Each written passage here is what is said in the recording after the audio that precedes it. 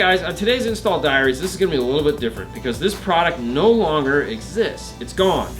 Alpine decided that, hey man, this is cool, but apparently no one wanted to buy it, so see you later, bye. Which is a shame because these speakers that we're gonna show you are probably the best speakers that Alpine has ever made. Wow. Well, it's the 8-inch. Yes. Yep. And the little tiny dash speakers. Enjoy this, have fun, but know that if you have a Chevy, you're probably not gonna be able to find these speakers to put in them. If you have one, you're lucky. Yeah, you are. This guy's a lucky dude because he got the last set we had before we found out that they don't make it anymore. All right, well, enjoy the video as always. Well, good morning, everybody, and how are you doing today? How are you, Fernando? I'm doing awesome. That's great. Yeah. So what do we have today that we're going to enjoy putting in and talking to you guys all about? We have something new. Let's take a look. So we have the Alpine SPT 31GM. And what it is it's a full speaker system. Comes with 8s, 2.5s, tweeters, rear speakers for a Chevy pickup. This is a Silverado. We're gonna put this in, so this comes with all the pieces needed. That'll be fun. We're going to do a handle cam from Echo Master, part number PCAM GM2, a T404, MVH 2300 NEX, Stinger kit, pack wiring harness, and then somewhere in here is a smart harness, an LCGM 51, 10 adapter. So the only thing we don't have yet is where we're gonna put the USB. This has that factory USB SD card aux plate that's mounted in the armrest. Those are not retainable because these radios can't read through hubs like that. We'll figure out some place to put the flush mount USB somewhere on the front because this is Android Auto and Apple CarPlay, and we're sure he's gonna wanna use it. One thing about this kit is you do have to cut the dash. This is a permanent install unless you wanna buy a new cover piece across the front. Something to think about. It does come with the templates, which you guys will get to see in a little bit. First things first, anytime we get a car like this in, we wanna try to go through it and figure out where we're gonna put all the stuff. This is only highs, so in case you're wondering like, hey, where's the sub? There is no sub going in this yet. We're just doing the highs today. Let's take a look at what Fernando's come up with for the amplifier.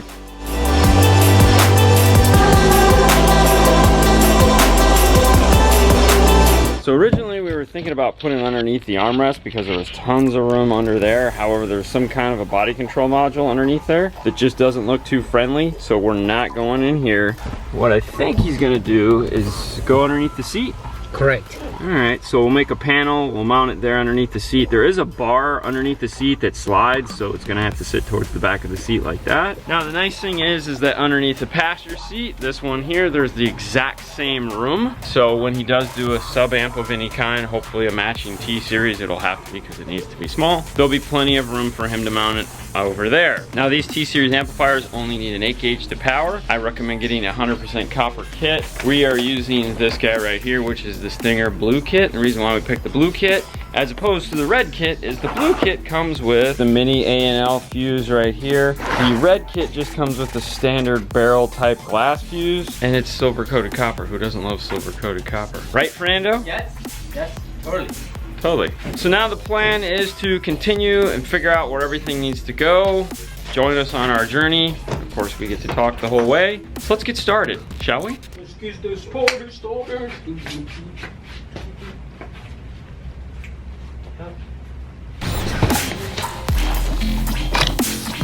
Read before installation.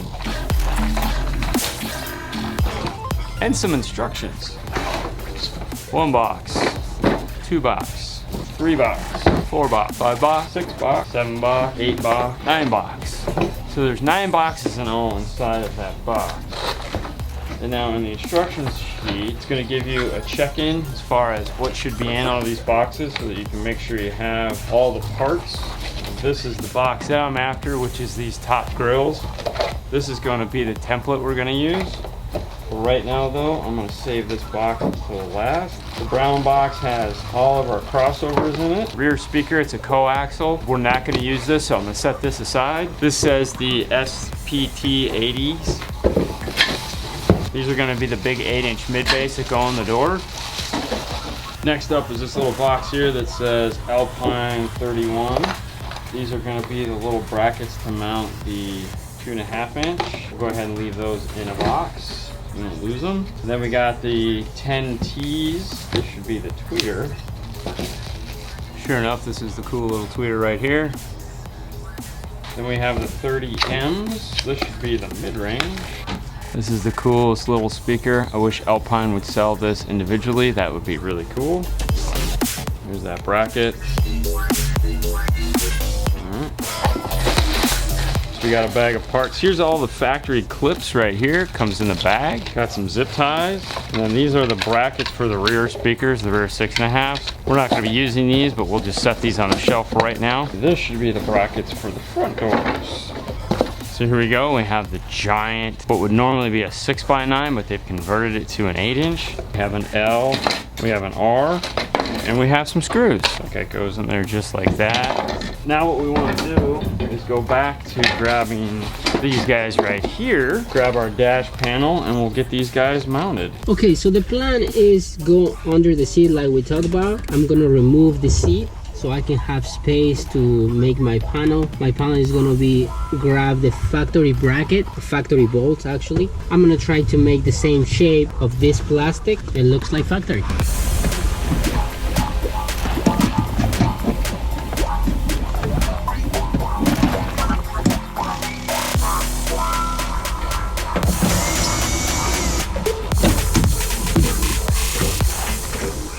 So real quick, Fernando wanted to pull the seat out, so we wanted to go ahead and unscrew the seat belt. So we went ahead and we're pulling the rear speakers out. Now to do that, you have to pull this piece off first. And every one of these spots that you see is a clip. So there's like 50 clips holding this on. It's insane. And they're the metal kind, so just like the radio bezel, they're a pain in the butt to get off. And then once you get those off, you can pull these sides down and you can get to this 4x6 back here. This is the hole here. I'll show it to you in a minute. But they have new clips on them. As you can see, Fernando's over there struggling with that one over there. So this red piece has to come up first, and then that'll allow you to push this piece in where my thumb is, and then they slide off. But they're definitely not the funnest things in the world to get off. And then this is the 4x6 here. One hole, standard GM style. It's got some clips here in the bottom. It looks like a miniature 6x9. Like if you were to look at the factory 6x9, if my hand was in here, you'd be like, oh, that looks like the 6x9 that goes in the front door. So we just needed to get those out real quick. We'll figure out how we're gonna mount those later. The kit comes with a 6.5, so we're actually just gonna take the 6.5s out and swap them out for the 4x6.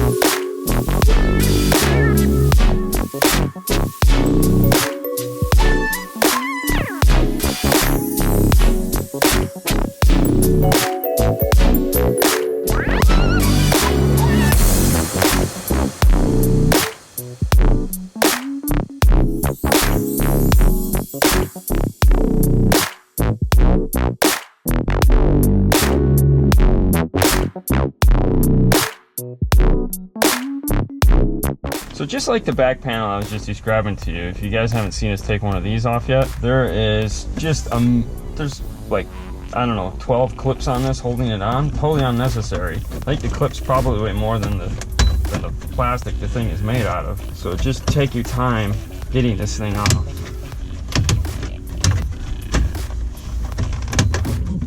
And of course they put them in like the thinnest plastic ever. This is a 1/2 inch piece of plastic and there's 2 clips holding it on. It's insane. Alright, clip, clip, clip, clip, clip, clip, clip, clip, clip. Lots of clips.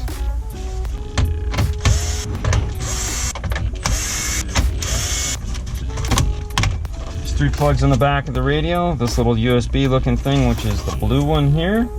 And then a gray, which goes to the gray air conditioner, and a black, which goes to the black radio. The only thing we're gonna retain out of this is this piece right here, the air conditioning controls. The rest of this will just go into the bag. This is the actual radio. This guy up here, this big green plug, this big gray plug. Next to it is a fat antenna looking one. That's gonna be your FM antenna. So next to that is a brown looking USB. This is what goes into the armrest that we can't retain. The blue one here is the blue for the screen. And then we have this gray guy right here, which honestly I have no idea what it goes to. It's not retained. There's a clip and then this just pulls out. Be careful, you know, don't pull from the top. You'll slice the tip of your fingers off. And this indentation right here is why this slides out. All right, so this is the radio right here. I know, it's plastic. Way to go. It's just got a little circuit board inside of it. Basically what we have to do is trim this here, and then all this area in the back here, this all has to come out so that we can put our new radio in. There's tons of room in this dash, so we could almost probably mount the amplifier up in the dash if we wanted to. In some of the cars, there's a second box right here. If your car has that, no problem. Just pull it out for right now. Remove this portion right here, this little shelf that's sticking up. Remove this, and then just lower the box and stick it right here. So I'm gonna go set these on the bench and then we'll come back and we'll remove this top dash. So we're gonna start by removing the A-pillar here. For that, you need a really, really thin piece of metal to get in there so you can pop these screw covers off without marking up the plastic. You just kinda gotta get in there and like pry or like pull it off, you know, so you wanna slide under there so you don't nipple the corners when you're doing it.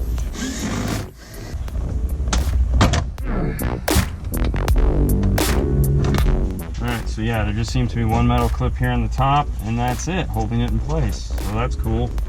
And then the reason why we pulled it off is because there is an L in the corner here that this is locking this whole piece in the dash. So you do have to remove these. We'll go ahead and remove the passenger side one. Now let's gently go ahead and start working our way up underneath this. Luckily this is a newer vehicle, so hopefully we shouldn't have any problems, although I'm assuming there's probably 50 clips and they're all metal holding this in place. Oh yeah. Yeah. Just go slow.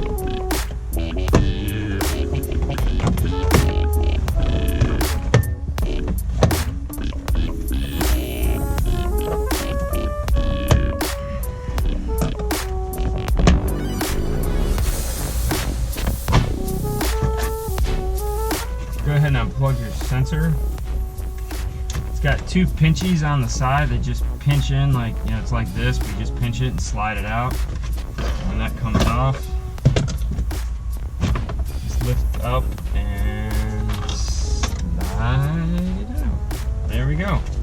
So on the back, as we said, metal clip, metal clip, metal clip, metal clip, metal clip, all along, yay.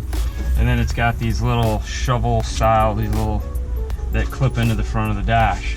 Now the reason why we need to get these off is because we have to cut this. Now this has no dash speakers in it, but the wiring is here, so that's kind of cool. I don't know if it goes behind the radio, but it's there. Let's get this over to the bench and we'll open the kit and take a look at it and figure out what we have to do to this. So we want to grab our handy dandy instructions here and turn to page 12. It's going to talk about getting that dash panel out like we showed you. And then what we need to do to this first things first is there's a lip right here. This lip, we need to go ahead and remove that. Now if the plastic is thin enough and your blade is sharp enough, you can go ahead and use a blade to do it. Otherwise you can sand it. It's not a good idea though to sand this if you can avoid it, because it heats up this plastic and it starts to fill up these holes. All right, so now what we want to do is, it says we want to mark the area where we're going to cut. This is the cool little template they give us. It is totally flexible. It has these two teeth in it right here that are going to line up with this piece that the A-pillar clips into, just like this. Set it in place, line it up the best that you can. For this, we'll go ahead and use a silver Sharpie.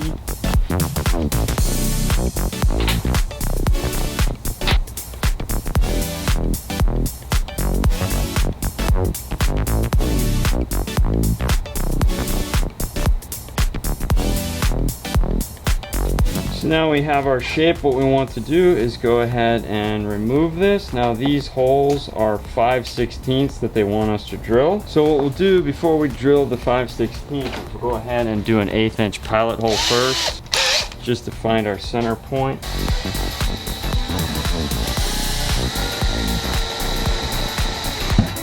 Now this is fairly soft plastic, and I suppose if you had the time, you could probably sit here and do this with a knife, but more than likely some form of a roto zip would be way better. Just be careful. When you're cutting material like this, always go from the bottom of the material. Don't come from the top, because if this were to walk around, you'll scratch the whole top of the surface. Now we use the spiral cut roto zips. Now as far as doing some finish sanding, I like to use something like this. It has an auger bit on it. It's not as mean as this. It allows you to do a little bit more fine control. Something to think about when you are cutting through this.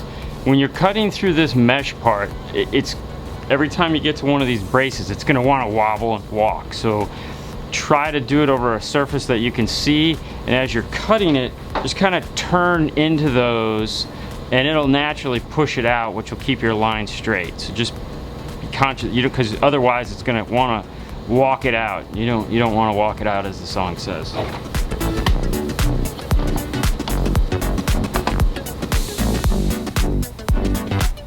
Naturally, we wanna do a little test fit, so everything lines up good. So what they tell you to do is go ahead and twist in the tweeter before you screw this in. And there's little teeth inside of this that you want to line up with the tweeter. Like a key, slide it in.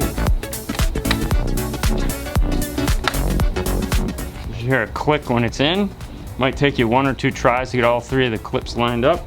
But then when you get it in, you should be able to be nice and secure. Now we'll go ahead and cut the other one before we screw this on. Now we want to flip it over and mount this in. To do that, we want to look for the bag that has the washers in it. Now it's supposed to come with 10 washers, 10 3/8 inch screws. However, my bag only has enough for one side, and there's no other bags anywhere. We'll go ahead and get this one done, and then we'll dig through our parts bin and find something to hold this in place. So what we want to do is go ahead and put our washer on our screw. Use a screwdriver, don't use a drill. We'll go ahead and we'll just get it on there. We're not going to torque it down, we just want to get all these in. Alright, so let's flip it over, make sure we have it on the front edge, and then we'll go ahead and tighten this thing down. Now naturally, don't go crazy and gorilla tighten these, just get them tight enough. So we'll go ahead and do that to this side here, and we'll pretty up these wires that are on this, get the crossover mounted, and then we'll hop into the truck and figure out how these dash speakers go in.